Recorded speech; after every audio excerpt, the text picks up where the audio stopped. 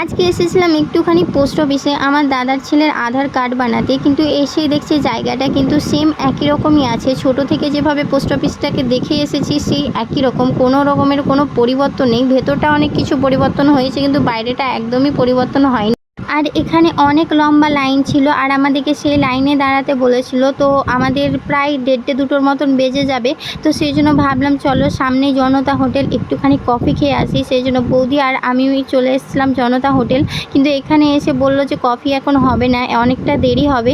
সেই জন্য অর্ডার করেছিলাম এখানে চিকেন এগ রোল। তো চিকেন এগ রোলটা আমাদের চলে এসেছিলো। তো চিকেন এগ রোলটা খাওয়ার পর আমি ভাবছিলাম আর কি যে টেস্ট কিন্তু সেই একই রকমই আছে।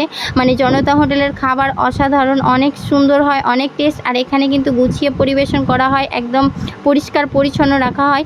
আর এই যে দোতলাটা এখন অনেক সুন্দর করেছে, এরকম কিন্তু ছিল না স্কুল বা কলেজ লাইফে যখন এসেছি এই হোটেলে খেতে, তখন কিন্তু খুব ছোট্ট একটা জনতা হোটেল ছিল। তখন কিন্তু অনেক কিছু খাবার আইটেম পাওয়া যেত এখানে, কিন্তু এত বড় এত সুন্দর কিন্তু জায়গাটা ছিল না। এখন অনেক সুন্দর করে দিয়েছে জনতা হোটেলটাকে। আর সবথেকে ভালো লাগছে খাবারের টেস্ট কিন্তু আগের থেকে অনেক বেশি হয়ে গেছে।